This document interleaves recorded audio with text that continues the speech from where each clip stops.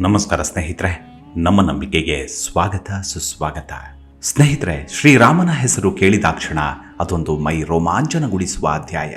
ಪ್ರತಿ ಬಾರಿ ಕೇಳಿದಾಗಲೂ ಹೊಸತನದ ಚಿಲುಮೆ ಪುಟಿದೇಳುತ್ತೆ. ಯುಗ ಯುಗಗಳೇ ಕಳೆದರೂ ಮತ್ತದೇ ಅಮಲು ನಮ್ಮನ್ನ ತ್ರೇತಾಯುಗದತ್ತ ದಾಪುಗಾಲಿಡುವಂತೆ ಮಾಡುತ್ತೆ. ಶ್ರೀರಾಮಚಂದ್ರನೆಂದರೆ ಪರಮಾತ್ಮ ಮಾತ್ರವಲ್ಲ, ನಮ್ಮ ಗುರು, ಸ್ನೇಹಿತ, ಮಾರ್ಗದರ್ಶಿ, ನಮ್ಮೆಲ್ಲರ ಹಿತೈಷಿ. ಹೀಗೆ ಇಡೀ ವಿಶ್ವದುದ್ದಗಲಕ್ಕೂ ಅಜರಾಮರವಾಗಿದ್ದು ಶ್ರೀರಾಮನ ತಾಯಿಯ ಕರುಣೆ ತುಂಬಿದ ವಾತ್ಸಲ್ಯ ಹಾಗೂ ಮಮತೆಯಿಂದ ಮಾತ್ರ. ಅಂತಹ ಪರಮಾತ್ಮ ಶ್ರೀರಾಮಚಂದ್ರನಾಗಿ ಕಲಿತದ್ದು ತೃಣಮಾನವನ ನಡವಳಿಕೆಯಿಂದಲೇ. ತಾನು ದೇವರೆಂದು ಎಂದಿಗೂ ಹೇಳಲಿಲ್ಲ, ದೇವರಂತೆ ಪವಾಡವನ್ನ ಸೃಷ್ಟಿಸಲಿಲ್ಲ. ಆದರೆ ಬದುಕಿದ್ದಷ್ಟು ಸಮಯ ತನ್ನ ಖುಷಿ ಸಂತೋಷವೆಲ್ಲವನ್ನ ಪರರಿಗಾಗಿ ಧಾರೆ ಎರೆದ ಕರುಣಾಳು ಶ್ರೀರಾಮಚಂದ್ರ. ಬನ್ನಿ, ಹಾಗಿದ್ರೆ ಇವತ್ತಿನ ಎಪಿಸೋಡ್ನಲ್ಲಿ ಶ್ರೀರಾಮಚಂದ್ರನ ವಿಶ್ವಾಡಳಿತ ಹೇಗಿತ್ತು, ಹಾಗೆ ಓರ್ವ ಸಾಮಾನ್ಯ ಪ್ರಜೆಯಿಂದ ಶ್ರೀರಾಮ ಕಲಿತ ಪಾಠ ಎಂಥದ್ದು ಅನ್ನೋದನ್ನ ಇವತ್ತಿನ ಎಪಿಸೋಡ್ನಲ್ಲಿ ತಿಳ್ಕೊಳ್ತಾ ಹೋಗೋಣ. ಅದಕ್ಕೂ ಮುನ್ನ ನಮ್ಮ ನಂಬಿಕೆಗೆ ನಿಮ್ಮ ಬೆಂಬಲವಿರಲಿ. ಸ್ನೇಹಿತರೆ, ದೇವೋತ್ತಮ ಪರಮ ಪುರುಷನಾದ ಶ್ರೀರಾಮಚಂದ್ರ ರಾವಣನನ್ನ ಸಂಹರಿಸಿ ಸೀತಾಮಾತೆಯನ್ನ ಪರಿಗ್ರಹಿಸಿ ವಾನರರ ಸಹಿತ ಎಲ್ಲರೊಂದಿಗೆ ಪುಷ್ಪಕ ವಿಮಾನದಲ್ಲಿ ಕುಳಿತು ಅಯೋಧ್ಯೆಗೆ ಹಿಂತಿರುಗಿದ. ಸೀತಾ, ಲಕ್ಷ್ಮಣ, ಭರತ, ಶತ್ರುಘ್ನರ ಸಮೇತರಾಗಿ ಪಟ್ಟಾಭಿಷಿಕ್ತನಾಗಿ ಪ್ರಜೆಗಳನ್ನ ಸುಖಿ ರಾಜ್ಯದ ಪಾಲುಗಾರರನ್ನಾಗಿ ಮಾಡಿದ. ಶ್ರೀರಾಮಚಂದ್ರನ ವನವಾಸ ಕೊನೆಗೂ ಮುಗಿದು ಅಯೋಧ್ಯಾಪತಿಯಾದ. ಪ್ರಿಯ ಪತ್ನಿ ಸೀತೆಯೊಂದಿಗೆ ಸದ್ಗೃಹಸ್ಥನಾಗಿ ಸಂತೃಪ್ತ ಬಾಳನ್ನ ನಡೆಸಿದ. ಪ್ರಾಣಕ್ಕೆ ಪ್ರಾಣರಾದ ಸಹೋದರರು ಜೊತೆಗಿದ್ದು ಒಲಮೆಯನ್ನ ತೋರುತ್ತಿದ್ದ ಪ್ರಜೆಗಳು ಅವನ ಸುಖ ಸಂವೇದನೆಗಳಿಗೆ ಕೊನೆ ಮೊದಲಿಲ್ಲವೆಂಬಂತಾಯಿತು. ಶ್ರೀರಾಮಚಂದ್ರ ಮಹಾಯಜ್ಞಗಳನ್ನು ಆಚರಿಸಿದ, ಅಪಾರ ದಾನಗಳನ್ನು ಮಾಡಿ ಎಲ್ಲರನ್ನೂ ತೃಪ್ತಿಪಡಿಸಿದ. ಪೂರ್ವ ದಿಕ್ಕಿನ ಇಡೀ ಪ್ರಾಂತ್ಯವನ್ನ ಹೋತ ಋತ್ವಿಜನಿಗೆ ನೀಡಿದ. ದಕ್ಷಿಣ ದಿಕ್ಕಿನ ಪ್ರಾಂತ್ಯವನ್ನ ಬ್ರಹ್ಮ ಋತ್ವಿಜನಿಗೂ, ಪಶ್ಚಿಮ ದಿಕ್ಕಿನದನ್ನ ಅಧ್ವರ್ಯ ಋತ್ವಿಜನಿಗೂ, ಉತ್ತರ ದಿಕ್ಕಿನದನ್ನ ಸಾಮವೇದ ಪಠಿಸುವ ಉದ್ಗಾತ ಋತ್ವಿಜನಿಗೂ ನೀಡಿದ. ಆನಂತರ ಬ್ರಾಹ್ಮಣರಿಗೆ ಐಹಿಕ ಅಪೇಕ್ಷೆಗಳು ಇಲ್ಲವಾದುದರಿಂದ ಇಡೀ ಭೂಮಂಡಲವು ಅವರಿಗಿರಲೆಂದು ವಿಚಾರ ಮಾಡಿ ಚತುರ್ದಿಕ್ಕುಗಳ ನಡುವಿನ ಬಹುಭಾಗವನ್ನ ಅವರಿಗೆಲ್ಲರಿಗೂ ದಾನ ಮಾಡಿಬಿಟ್ಟ. ಹೀಗೆ ಶ್ರೀರಾಮಚಂದ್ರ ತನ್ನ ಸಮಸ್ತವನ್ನು ಸರ್ವರಿಗೂ ದಾನ ಮಾಡಿಬಿಟ್ಟ.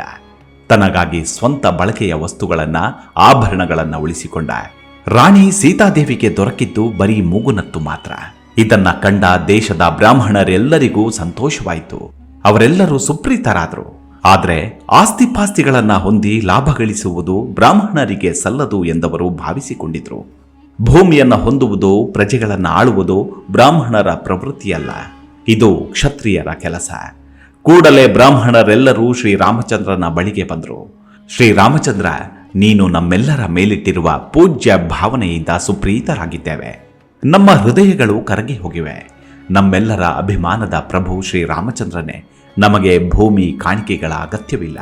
ಶಾಂತಿ, ಸಂಯಮ, ತಪಸ್ಸು, ಶುದ್ಧಿ, ಸಹನೆ, ಪ್ರಾಮಾಣಿಕತೆ, ಜ್ಞಾನ, ವಿಜ್ಞಾನ ಮತ್ತು ಧಾರ್ಮಿಕ ಬುದ್ಧಿ ಇವು ಮಾತ್ರ ನಮ್ಮದು. ಭೂಮಿ ಸಲ್ಲಬೇಕಾದದ್ದು ಕ್ಷತ್ರಿಯನಾದ ನಿಮಗೆ. ನೀವು ದಯವಿಟ್ಟು ನಮಗೆ ದಾನ ನೀಡಿದ ಭೂಮಿಯನ್ನ ಹಿಂದಕ್ಕೆ ಪಡೆದುಕೊಳ್ಳಿ. ಇದರಿಂದ ನಮಗೇನು ಉಪಯೋಗವಿಲ್ಲ. ನಮಗೆ ಬೇಕಾದಕ್ಕಿಂತಲೂ ವಿಪುಲ ಭೂಮಿಯ ಅಗತ್ಯ ನಮಗಿಲ್ಲ. ದೇಹಾತ್ಮಗಳನ್ನ ನಡೆಸಿಕೊಂಡು ಹೋಗಲು ಅಗತ್ಯವಾದಷ್ಟು ಮಾತ್ರ ನಮಗೆ ಸಾಕು ಎನ್ನುತ್ತಾ, ಹೇ ಪ್ರಭುವೆ, ನೀನು ಸಮಸ್ತ ಜಗತ್ತಿನೊಡೆಯ. ನೀನು ನಮಗೆ ನೀಡದೇ ಇರುವುದು ಏನಿದೆ ತಂದೆ? ನೀನು ನಮ್ಮ ಹೃದಯಾಂತರಾಳವನ್ನ ಹುಕ್ಕು ನಮ್ಮಲ್ಲಿನ ಅಜ್ಞಾನವೆಂಬ ತಮಸ್ಸನ್ನ ನಿನ್ನ ದಿವ್ಯ ಪ್ರಭೆಯಿಂದ ಚದುರಿಸಿರುವೆ. ಇದೇ ನಿಜವಾದ ಪರಮ ಶ್ರೇಷ್ಠವಾದ ದಾನ. ನಮಗೆ ಪ್ರಾಪಂಚಿಕವಾದ ಯಾವ ದಾನದ ಅಪೇಕ್ಷೆಯೂ ಇಲ್ಲ ತಂದೆ ಎಂದಾಗ ಶ್ರೀರಾಮಚಂದ್ರನಿಗೆ ಪರಮ ಸಂತೋಷವಾಯಿತು. ತನ್ನ ರಾಜ್ಯದ ಸುಭಿಕ್ಷ ಸಂತೃಪ್ತ ನೆಲೆಯ ಒಂದು ಸಾಂಕೇತಿಕ ಭಾವನೆ ಇದು ಎನಿಸಿ ಧನ್ಯನಾದ. ಎಲ್ಲ ಕಾಲದ ಎಲ್ಲ ರಾಜ ಮಹಾರಾಜರ ಹಾಗೆಯೇ ಶ್ರೀರಾಮಚಂದ್ರನು ಮಾರುವೇಷದಿಂದ ಆಗಾಗ ತನ್ನ ರಾಜ್ಯದಲ್ಲಿ ಸುತ್ತಾಡುತ್ತಾ ಪ್ರಜೆಗಳ ಅನಿಸಿಕೆಗಳನ್ನ ತಿಳಿದುಕೊಳ್ತಿದ್ದ. ಯಾರು ಕೂಡ ದೂರುಗಳನ್ನ ಹೊತ್ತು ಅವನಿರುವಲ್ಲಿಗೆ ಬರಬೇಕಾಗಿರಲಿಲ್ಲ. ಅವನೇ ದೂರುಗಳನ್ನ ಹುಡುಕಿಕೊಂಡು ಹೋಗುತ್ತಿದ್ದ. ಅಪರೂಪವಾಗಿ ಯಾವುದಾದರೂ ವೈಯಕ್ತಿಕ ವ್ಯಾಜ್ಯಗಳು ಅವನ ಗಮನಕ್ಕೆ ಬಂದಾಗ ಕೂಡಲೇ ಅವನ್ನು ಅಲ್ಲಲ್ಲೇ ಪರಿಹರಿಸುತ್ತಿದ್ದ. ಆದರೆ ಶ್ರೀರಾಮನ ಈ ಅಭ್ಯಾಸ ಮತ್ತು ನಡವಳಿಕೆಯೇ ಅವನ ಬದುಕಿನಲ್ಲೊಂದು ದೊಡ್ಡ ತಿರುವನ್ನ ತಂದು ಬಿಟ್ಟಿತ್ತು. ಶ್ರೀರಾಮ ತನ್ನ ಪ್ರೀತಿಯ ಪತ್ನಿ ಸೀತಾದೇವಿಯನ್ನೇ ತ್ಯಾಗ ಮಾಡಬೇಕಾಯಿತು. ಒಮ್ಮೆ ಶ್ರೀರಾಮಚಂದ್ರ ಮಾರುವೇಷದಲ್ಲಿ ಸಂಚರಿಸುತ್ತಿರುವಾಗ ಪುಟ್ಟ ಮನೆಯೊಂದರಿಂದ ಎತ್ತರಿಸಿದ ಧ್ವನಿಯ ಸಂಭಾಷಣೆಯೊಂದು ಕೇಳಿಸುತ್ತೆ. ಆ ಸಂಭಾಷಣೆಯಲ್ಲಿ ಶ್ರೀರಾಮನನ್ನೇ ಕುರಿತು ಏನೋ ದೂಷಣೆಯ ಸದ್ದಿತ್ತು. ಸೀತಾದೇವಿಯ ನಡತೆಯಲ್ಲಿ ಕಳಂಕದ ಛಾಯೆ ಇದೆ ಎಂಬಂತೆ ಕೇಳಿಸಿತು. ಶ್ರೀರಾಮ ಆ ಸಂಭಾಷಣೆಯನ್ನೇ ಕೇಳಿಸಿಕೊಳ್ಳುತ್ತಾ ನಿಂತುಕೊಂಡ. ಆ ಮನೆಯ ಯಜಮಾನ ಕೂಗುತ್ತಿದ್ದ, ನೀನು ಪರಪುರುಷನ ಮನೆಯಲ್ಲಿ ಬಹಳ ಕಾಲದಿಂದ ವಾಸಿಸುತ್ತಿದ್ದೀಯ. ನನ್ನ ಪಾಲಿಗೆ ನೀನು ಅಸತಿಯಾಗಿ ಹೋಗಿರುವವಳು, ಅಪವಿತ್ರವಾಗಿ ಹೋಗಿರುವವಳು. ನಿನ್ನನ್ನು ನಾನು ಸ್ವೀಕರಿಸಲು ಸಾಧ್ಯವಿಲ್ಲ. ನಿನ್ನಂಥವಳೊಂದಿಗೆ ಮತ್ತೆ ಬಾಳ್ವೆ ಮಾಡುವುದು ನನ್ನಿಂದ ಸಾಧ್ಯವಿಲ್ಲ. ಗಂಡನಿಂದ ಬಹುದೂರ ಎಲ್ಲೋ ಇರುವವಳನ್ನ ಮತ್ತೆ ಹೆಂಡತಿಯಾಗಿ ಸ್ವೀಕರಿಸಲು ನಾನೇನು ಶ್ರೀರಾಮನಲ್ಲ. ಹೆಂಡತಿ ಪರಪುರುಷನ ಸುಪರ್ದಿಯಲ್ಲಿ ಇದ್ದು ಬಂದಾಗ ಪತ್ನಿ ದಾಸನ ಹಾಗೆ ಅವಳನ್ನು ಒಪ್ಪಿಕೊಳ್ಳಲು ನಾನೇನು ಶ್ರೀರಾಮನಲ್ಲ. ನಡಿ ನಡಿ, ನೀನು ಎಲ್ಲಿಂದ ಬಂದೆಯೋ ಅಲ್ಲಿಗೆ ಹೋಗು, ನಾನು ನಿನ್ನನ್ನು ಸ್ವೀಕರಿಸುವುದೇ ಇಲ್ಲ ಎಂದು ಬಿಟ್ಟ. ಶ್ರೀರಾಮಚಂದ್ರನ ಪ್ರಜೆ ತನ್ನ ಒಲವಿನ ಅರಸ ತನ್ನ ಒರಟು ಮಾತುಗಳನ್ನು ಕೇಳಿಸಿಕೊಳ್ಳುತ್ತಿದ್ದಾನೆ ಎಂಬ ತಿಳುವಳಿಕೆಯೂ ಇಲ್ಲದೆ ಒಬ್ಬ ಗಂಡನಾಗಿ ಹೆಂಡತಿಯನ್ನ ನಿಂದಿಸಿದ್ದ. ಆದರೆ ಅವನ ಮಾತುಗಳು ಶ್ರೀರಾಮನಿಗೂ ಕಟ್ಟಪ್ಪಣೆ ಎಂಬಂತಾಯಿತು. ನೀನು ದೊರೆಯಾಗಿದ್ದರೆ ಏನು ಬೇಕಾದರೂ ಮಾಡಬಹುದು, ಹೇಗೆ ಬೇಕಾದರೂ ನೀತಿ ನಿಯಮಗಳನ್ನು ಹೊಂದಿಸಿಕೊಳ್ಳಬಹುದು ಎಂದೇನಿಲ್ಲ ಎಂದು ತನ್ನ ಎದೆಯನ್ನ ತಟ್ಟಿ ಹೇಳಿದಂತಾಯಿತು ಶ್ರೀರಾಮಚಂದ್ರನಿಗೆ. ಶ್ರೀರಾಮ ರಾಜನೊಬ್ಬನು ಹೇಗೆ ಇರಬೇಕು ಎನ್ನುವ ಆದರ್ಶವನ್ನ ತೋರಲೆಂದೇ ಅವತರಿಸಿದ್ದ. ಆದ್ದರಿಂದ ಒಂದು ನಿರ್ಧಾರಕ್ಕೆ ಬಂದ. ಅಯೋಧ್ಯೆಗೆ ಹಿಂತಿರುಗಿದ ಕೂಡಲೇ ಶ್ರೀರಾಮಚಂದ್ರ ತನ್ನ ತಮ್ಮ ಲಕ್ಷ್ಮಣನನ್ನ ಕರೆದು ಹೇಳಿದ, ಪ್ರಿಯ ಲಕ್ಷ್ಮಣ, ಈ ಕೂಡಲೇ ರಥವನ್ನ ಸಿದ್ಧ ಮಾಡಿಕೊಂಡು ಸೀತೆಯನ್ನ ಅರಣ್ಯದಲ್ಲಿ ಬಿಟ್ಟು ಬಾ. ಏಕೆಂದು ಕೇಳಬೇಡ, ಅವಳೊಂದಿಗೂ ಏನು ಮಾತನಾಡಬೇಡ. ಇದು ಅಯೋಧ್ಯೆ ಅರಸನ ಆಜ್ಞೆ ಎಂದು ಬಿಟ್ಟ. ಲಕ್ಷ್ಮಣ ವನವಾಸಕ್ಕೆ ಹೋಗುವಾಗಲೂ ಇಷ್ಟು ನೋವು ಸಂಕಟ ಅನುಭವಿಸಿರಲಿಲ್ಲ. ವನವಾಸ ಮುಗಿತು, ಎಲ್ಲವೂ ಇನ್ನು ಮೇಲೆ ಸೀತಾರಾಮರ ಸಂತೋಷದ ಕಾಲ, ಸೀತಾಮಾತೆಯ ಸುಖದ ದಿನಗಳು ಇನ್ನೂ ಪ್ರಾರಂಭವಾದವು ಎಂದುಕೊಂಡಿದ್ದ. ಆದರೆ ಅಣ್ಣ ಅಯೋಧ್ಯೆ ಅರಸು ಶ್ರೀರಾಮಚಂದ್ರ ಈಗ ಸೀತಾಮಾತೆಯನ್ನ ಕಾಡಿಗೆ ಅಟ್ಟುವ ಮಾತನಾಡ್ತಿದ್ದಾನೆ. ಶ್ರೀರಾಮಚಂದ್ರ ಸೀತೆಗೂ ಹೇಳಿದ, ಸೀತೆ, ನೀನೊಂದು ಸಲ ವನ ಪ್ರವಾಸ ಮಾಡು, ಋಷಿ ಪತ್ನಿಯರನ್ನೆಲ್ಲ ಮಾತನಾಡಿಸು. ಲಕ್ಷ್ಮಣ ನಿನ್ನನ್ನ ಅರಣ್ಯಕ್ಕೆ ಕರೆದೊಯ್ಯುತ್ತಾನೆ. ಋಷಿಗಳನ್ನ ನೋಡಲು ಹೋಗುವುದರಿಂದ ನೀನು ಸರಳವಾಗಿ ಹೋದರೆ ಸಾಕು ಎಂದು ಬಿಟ್ಟ. ಸೀತೆಗೆ ಯಾವುದೋ ಅಪಸ್ವರದ ಸೂಚನೆ ಮನಸ್ಸಿನಲ್ಲಿ ಎದ್ದಿತ್ತು. ಅವಳ ಮನಸ್ಸು ಆಘಾತಕ್ಕೊಳಗಾದ ಬಂಡೆಯಂತೆ ಆಗಿ ಹೋಗಿತ್ತು. ಬಂಡೆಯನ್ನ ಕರಗಿಸುವ ದಿನಗಳು ಪ್ರಾರಂಭವಾದವು ಎಂದುಕೊಳ್ಳುತ್ತಿದ್ದಂತೆಯೇ ಹೊಸದೊಂದು ವನಪ್ರವಾಸ. ಕಾರಣವೇನೆಂದು ರಾಮನು ಹೇಳಲಿಲ್ಲ, ಸೀತೆಯೂ ಕೇಳಲಿಲ್ಲ. ಲಕ್ಷ್ಮಣ ಅತ್ತಿಗೆಯನ್ನ ಅರಣ್ಯದಲ್ಲಿ ಅನಾಥೆಯಂತೆ ಬಿಟ್ಟು ಅಯೋಧ್ಯೆಗೆ ಹಿಂತಿರುಗಿ ಬಿಟ್ಟ. ಅವನನ್ನ ಪಾಪ ಪ್ರಜ್ಞೆ ಕಾಡ್ತಿತ್ತು. ಅಣ್ಣನ ಮುಖವನ್ನ ನೋಡಲು ಧೈರ್ಯವಿಲ್ಲ, ತಮ್ಮಂದಿರನ್ನ ತಾಯಂದಿರನ್ನ ನೋಡಲು ಸ್ಥೈರ್ಯವಿಲ್ಲ. ಕೊನೆಗೆ ರಾಮನೇ ಹೇಳಿ ಕಳುಹಿಸಬೇಕಾಯಿತು, ಅಣ್ಣ, ಅಲ್ಲ, ಅಯೋಧ್ಯೆಯ ಅರಸೆ, ನಿಮ್ಮ ಆಜ್ಞೆಯಂತೆ ಸೀತಾದೇವಿಯರನ್ನ ಅರಣ್ಯದಲ್ಲಿ ಬಿಟ್ಟು ಬಂದಿದ್ದೇನೆ ಎಂದು ದುಗುಡದಿಂದಲೇ ಹೇಳಿದ ಲಕ್ಷ್ಮಣ. ಶ್ರೀರಾಮಚಂದ್ರನಿಗೆ ದುಃಖ ಉಕ್ಕಿ ಬಂದಂತಾಯಿತು. ತಮ್ಮನ ಮುಂದೆ ತೋರಿಸಿಕೊಳ್ಳಲಿಲ್ಲ. ಜಾನಕಿಗೆ ತಾನು ಎಂತಹ ಅನ್ಯಾಯ ಮಾಡಿಬಿಟ್ಟೆ, ಯಾವನೋ ಅನಾಮಧೇಯನ ಸಂಸಾರದ ನೀಚ ನುಡಿಗಳನ್ನ ಕೇಳಿ ಪ್ರಿಯ ಪತ್ನಿಯನ್ನ ಕಾಡಿಕಟ್ಟಿಬಿಟ್ಟೆನಲ್ಲ. ಎಷ್ಟು ಸೂಕ್ಷ್ಮ ಜೀವಿ ಅವಳು, ಎಷ್ಟು ಮೃದು ಮನಸ್ಸಿನವಳು, ಏನೂ ಅರಿಯದ ಅಮಾಯಕಿ ಆಕೆ. ನನ್ನನ್ನು ಬಿಟ್ಟರೆ ಅವಳಿಗೆ ಬೇರೊಂದು ಪ್ರಪಂಚವಿಲ್ಲ. ಹೀಗಿರುವಾಗ ಏನೂ ಹೇಳದೆ ಮುಂದೇನು ಎಂದು ತಿಳಿಸದೆ ಗರ್ಭಿಣಿ ಹೆಂಡತಿಯನ್ನ ಕಾಡು ಪಾಲು ಮಾಡಿಬಿಟ್ಟೆನಲ್ಲ. ಶ್ರೀರಾಮನಿಗೆ ಅಂದಿನಿಂದ ನಿದ್ರೆ ಎಂಬುದೇ ಹೊರಟು ಹೋಯಿತು. ಸುಖ, ಸಂತೋಷ, ಸಂಭ್ರಮಗಳು ಇಲ್ಲವಾಯಿತು. ಮನಸ್ಸು ಏನನ್ನೂ ಬಯಸದ ಹಿಮದ ಕಟ್ಟೆಯಂತಾಯಿತು. ಲಕ್ಷ್ಮಣನಿಗೆ ಆ ಕ್ಷಣ ನಿಜಕ್ಕೂ ಸಂದಿಗ್ಧ ಪರಿಸ್ಥಿತಿ. ಮಾತಾ, ನಿನ್ನನ್ನು ಅರಣ್ಯದಲ್ಲಿ ಬಿಟ್ಟು ನಾನೊಬ್ಬನೇ ಅಯೋಧ್ಯೆಗೆ ಹಿಂತಿರುಗಬೇಕು ಎಂದು ಶ್ರೀರಾಮನ ಆಜ್ಞೆಯಾಗಿದೆ. ನಾನು ಆಜ್ಞೆಯನ್ನ ಪಾಲಿಸುತ್ತಿದ್ದೇನೆಯೇ ಹೊರತು ನನ್ನ ಮನಸ್ಸಿನ ಭಾವನೆಗಳನ್ನಲ್ಲ. ಅಂಧಕಾರ, ಮೃಗಗಳ ಈ ಗೊಂಡಾರಣ್ಯದಲ್ಲಿ ನೀನು ಒಂಟಿಯಾಗಿ ಹೇಗಿರುತ್ತೀರಾ ಎಂದು ಯೋಚಿಸಿಕೊಂಡರೆ ಮೈ ನಡುಗುತ್ತದೆ. ತಾಯಿ, ಗರ್ಭಿಣಿಯಾದ ನಿನ್ನನ್ನು ಬಿಟ್ಟು ಹೋಗುತ್ತಿದ್ದೇನೆ, ನನ್ನನ್ನು ದಯವಿಟ್ಟು ಕ್ಷಮಿಸಿಬಿಡು ತಾಯಿ ಎಂದು ಲಕ್ಷ್ಮಣ ಗೋಳಾಡುತ್ತಾ ಅವಳ ಕಾಲಿಗೆರಗಿದ್ದ. ಸೀತೆಗೆ ಒಂದು ಕ್ಷಣ ದಿಕ್ಕು ತೋಚದಂತಾಗಿತ್ತು.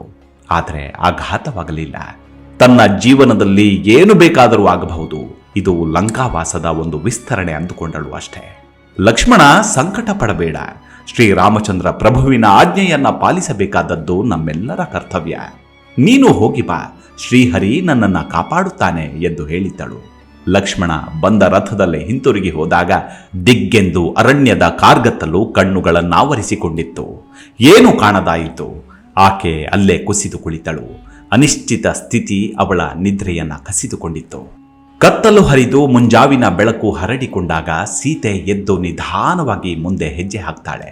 ಸ್ವಲ್ಪ ದೂರದಲ್ಲೇ ಆಶ್ರಮ ವಾಸಿಗಳು ಕಾಣಿಸ್ತಾರೆ. ಯಾರೋ ಇಬ್ಬರು ವಟುಗಳು ಸೀತಾಮಾತೆಯನ್ನ ಕಂಡು ವಾಲ್ಮೀಕಿ ಮಹರ್ಷಿಗಳನ್ನ ಕರೆತರ್ತಾರೆ. ಅವರಿಗೆ ಎಲ್ಲವೂ ಗೊತ್ತಿತ್ತೋ ಎಂಬಂತೆ ಯಾವ ಪ್ರಶ್ನೆಯನ್ನು ಸೀತಾಮಾತೆಯಲ್ಲಿ ಕೇಳಲಿಲ್ಲ. ಸೀತೆಯನ್ನ ಆಶ್ರಮವಾಸಿಯಾಗಿಸಿಕೊಳ್ತಾರೆ. ಶ್ರೀರಾಮನ ಸವಿನೆನಪು, ಲಕ್ಷ್ಮಣನ ಸವಿನಯ, ಅಯೋಧ್ಯೆಯ ಸಂಭ್ರಮಗಳ ನೆನಪು ಮತ್ತೆ ಮತ್ತೆ ಕಾಡುತ್ತಿದ್ದರೂ ಕೂಡ ಋಷ್ಯಾಶ್ರಮದ ಶಾಂತದ್ರವಿಕ ಪರಿಸರ, ವೇದಘೋಷಗಳ ಧ್ವನಿ ಸೀತಾಮಾತೆಗೆ ಸಾಂತ್ವನವನ್ನು ನೀಡುತ್ತಿದ್ವು. ಕಾಲಕ್ರಮದಲ್ಲಿ ಸೀತೆ ಅವಳಿ ಪುತ್ರರಿಗೆ ಜನ್ಮ ನೀಡ್ತಾಳೆ. ವಾಲ್ಮೀಕಿ ಋಷಿಗಳ ವೇದೋಕ್ತವಾಗಿ ನಾಮಕರಣ ಮಾಡಿ ಆ ಅವಳಿಗಳಿಗೆ ಲವ ಕುಶ ಎಂದು ಹೆಸರಿಡ್ತಾರೆ. ಕಾಲ ಕಾಲಕ್ಕೆ ಈ ಬಾಲಕರ ಎಲ್ಲ ಶಾಸ್ತ್ರೋಕ್ತ ಕರ್ಮಗಳನ್ನು ನೆರವೇರಿಸ್ತಾರೆ. ಅಯೋಧ್ಯೆಯಲ್ಲಿ ಪುತ್ರ ಸಂತಾನ ಸಂಭ್ರಮ. ತನ್ನ ಸೀತೆಗೂ ಈಗ ಸಂತಾನವಾಗಿರಬಹುದು ಎಂದು ಶ್ರೀರಾಮ ಯೋಚಿಸುತ್ತಿದ್ದ ಕಾಲದಲ್ಲಿ ಲಕ್ಷ್ಮಣನಿಗೆ ಅಂಗದ ಮತ್ತು ಚಿತ್ರಕೇತು ಎನ್ನುವ ಪುತ್ರರು ಹುಟ್ಟುತ್ತಾರೆ. ಭರತನಿಗೆ ತಕ್ಷ ಮತ್ತು ಪುಷ್ಕಲ ಎನ್ನುವ ಪುತ್ರರು, ಶತ್ರುಘ್ನನಿಗೆ ಸುಬಾಹು ಮತ್ತು ಶ್ರುತಸೇನ ಎನ್ನುವ ಪುತ್ರರು ಹುಟ್ಟುತ್ತಾರೆ. ಅಯೋಧ್ಯೆಯ ಅರಮನೆ ಮಕ್ಕಳ ಆಟದ ಸದ್ದಿನಿಂದ ಎಲ್ಲರ ಸಂತಸವನ್ನ ವೃದ್ಧಿಸುತ್ತಿತ್ತು. ಜೊತೆಗೆ ಸೀತೆ ಇಲ್ಲದಿರುವುದು, ಶ್ರೀರಾಮನ ಸಂತಾನದ ಆಟ ಓಟಗಳ ಗೈರು ಹಾಜರಿ ಎಲ್ಲರಿಗೂ ಎದ್ದು ಕಾಣುತ್ತಿತ್ತು. ಅಯೋಧ್ಯ ನಗರಿಯ ಸಂಭ್ರಮ, ಪೂಜೋತ್ಸವಗಳು, ಪುಟ್ಟ ಪುಟ್ಟ ಮಕ್ಕಳ ಆಟೋಟಗಳು, ಯುದ್ಧದಲ್ಲಿ ವಿಜಯೋತ್ಸವ, ರಾಜ್ಯದ ಬೆಳವಣಿಗೆ, ವಿಸ್ತಾರ ಎಂದೆಲ್ಲ ಅನೇಕಾನೇಕ ಸುದ್ದಿಗಳು ವಾಲ್ಮೀಕಿ ಆಶ್ರಮಕ್ಕೆ ಬಂದು ತಲುಪುತ್ತಿದ್ವು. ಆ ವಿಚಾರ ಸೀತೆಯ ಕಿವಿಗೂ ಬೀಳುತ್ತಿತ್ತು. ತಾನು ಆಗು ಹೋಗುಗಳ ಪಾಲುದಾರಳಲ್ಲ. ಲವಕುಶರು ಶ್ರೀರಾಮನ ಮಕ್ಕಳಾಗಿದ್ದರೂ ಋಷ್ಯಾಶ್ರಮದ ವಟುಗಳ ಹಾಗೆ ಬೆಳೆಯುತ್ತಿದ್ದಾರೆ. ಪರಿಪೂರ್ಣ ಯುದ್ಧ ವಿದ್ಯೆಗಳನ್ನ ಲವಕುಶರಿಗೆ ವಾಲ್ಮೀಕಿ ಮಹರ್ಷಿಗಳು ಕಲಿಸುತ್ತಿದ್ರು. ಕ್ಷತ್ರಿಯ ಬಾಲಕರು ಬ್ರಾಹ್ಮಣ ಬಾಲಕರ ಹಾಗೆ ಬದುಕುತ್ತಿದ್ರು. ಸೀತೆಯ ಹೃದಯ ನಿರಾಸೆಯಿಂದ ನುಚ್ಚು ನೂರಾಗಿತ್ತು. ಪತಿಯಿಂದ ಪರಿತ್ಯಕ್ತೆಯಾಗಿ ಬದುಕುವುದು ಅಸಹನೀಯವಾಗಿತ್ತು. ಒಂಟಿ ಜೀವನ ಬೇಡವಾಯಿತು. ಲವಕುಶರನ್ನ ವಾಲ್ಮೀಕಿ ಮಹರ್ಷಿಗಳ ರಕ್ಷಣೆಗೆ ಒಪ್ಪಿಸಿ ಮಹರ್ಷಿಗಳ ಅಪ್ಪಣೆ ಪಡೆದು ಶ್ರೀರಾಮಚಂದ್ರನ ಪಾದ ಕಮಲಗಳನ್ನು ಧ್ಯಾನಿಸುತ್ತಾ ತಾನು ಬಂದ ದಾರಿಯೇ ಆದ ಭೂಮಿಯೊಳಗೆ ಪ್ರವೇಶ ಮಾಡಿಬಿಡ್ತಾಳೆ.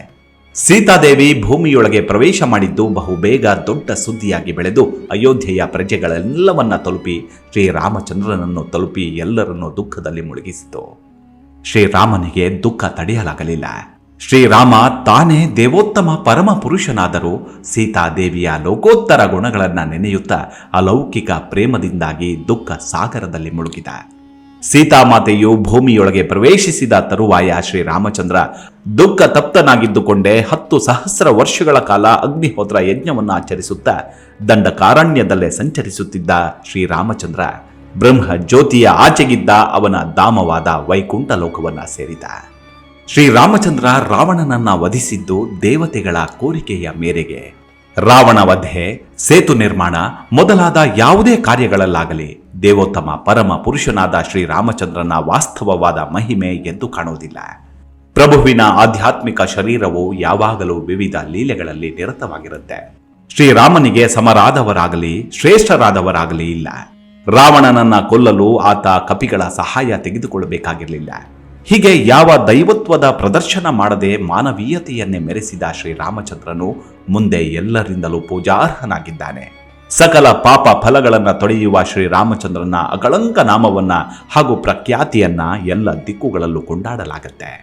ರಾಜ ಮಹಾರಾಜರ ಸಭೆಗಳಲ್ಲಿ ಋಷಿ ಪುಂಗವರು ಶ್ರೀರಾಮಚಂದ್ರನ ಗುಣ ವೈಭವಗಳನ್ನ ಹಾಡಿ ಹೊಗಳಿದ್ದಾರೆ. ಸಕಲ ದೇವತೆಗಳು ತಮ್ಮ ಕಿರೀಟ ಸಮೇತ ಶಿರಭಾಗಿ ನಮಿಸಿ ಪೂಜಿಸಿದ್ದಾರೆ. ಶ್ರೀರಾಮಚಂದ್ರನ ಲೀಲೆಗಳ ಗುಣ ವಿಶೇಷಗಳನ್ನ ಯಾವತನು ಶ್ರವಣ ಮಾಡುವನೋ ಆತ ಅಂತಿಮವಾಗಿ ಈರ್ಷ್ಯೆ ಎಂಬ ವ್ಯಾಧಿಯಿಂದಲೂ ಕಾಮ್ಯ ಕರ್ಮಗಳ ಬಂಧನದಿಂದಲೂ ಮುಕ್ತನಾಗ್ತಾನೆ. ಸಿಂಹಾಸನಾಧೀಶನಾದ ಶ್ರೀರಾಮಚಂದ್ರ ತನ್ನ ಸಹೋದರರನ್ನ ಇಡೀ ವಿಶ್ವವನ್ನೇ ಗೆದ್ದು ಬರುವಂತೆ ಹೇಳಿ ಬೆಂಬಲಿಸಿದ. ಪುರಜನರ ಮಾತುಗಳನ್ನ ನೇರವಾಗಿ ಆಲಿಸುತ್ತಾ ಆಡಳಿತಾತ್ಮಕ ವಿಷಯಗಳನ್ನೆಲ್ಲ ಗಮನಿಸುತ್ತಿದ್ದ. ತನ್ನ ರಾಜ್ಯದಾನಿ ರಾಜ್ಯ ವೈಭವಯುತವಾಗಿರುವಂತೆ ನೋಡಿಕೊಳ್ಳುತ್ತಿದ್ದ. ಪ್ರಜೆಗಳು ತಮ್ಮ ರಾಜನ ಆಡಳಿತ ನಿಷ್ಠೆಯನ್ನು ಮೆಚ್ಚಿಕೊಳ್ತಾರೆ.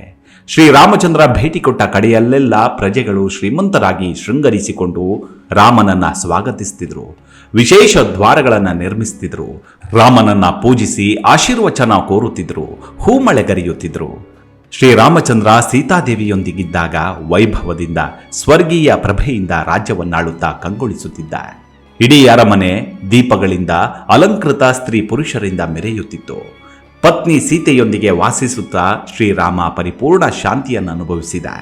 ಹೀಗೆ ವೈಭವದಿಂದ ಆಳಿದ ಶ್ರೀರಾಮಚಂದ್ರನ ಸೂರ್ಯವಂಶ ಅವನ ಪುತ್ರ ಕುಶನಿಂದ ಮುಂದುವರಿತು. ಕುಶ ರಾಜ್ಯ ಆಳಿದ ಮೇಲೆ ಅತಿಥಿ, ನಿಷಾದ, ನಭ, ಪುಂಡರೀಕ, ಕ್ಷೇಮಧನ್ವ, ದೇವನೀಕ, ಅನೀಹ, ಪಾರಿಯಾತ್ರ, ಬಲಸ್ಥಳ, ವಜ್ರನಾಭ, ಸಗಣ, ವಿದ್ರುತಿ ಮೊದಲಾದವರು ವಿಶ್ವವನ್ನಾಳ್ತಾರೆ.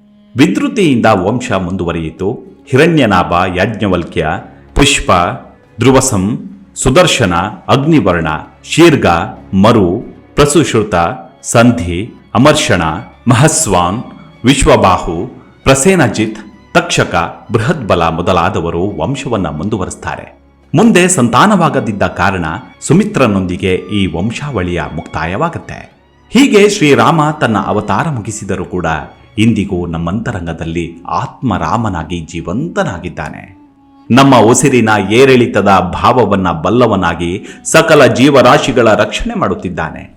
ಆ ಪರಮಾತ್ಮನ ಆಶೀರ್ವಾದ, ದಯೆ ನಮ್ಮೆಲ್ಲರ ಮೇಲಿರಲಿ. ಅಲ್ಲಿವರೆಗೂ ನಿಮ್ಮ ಆರೋಗ್ಯದ ಕಡೆ ಗಮನವಿರಲಿ. Take care. ನಮಸ್ಕಾರ.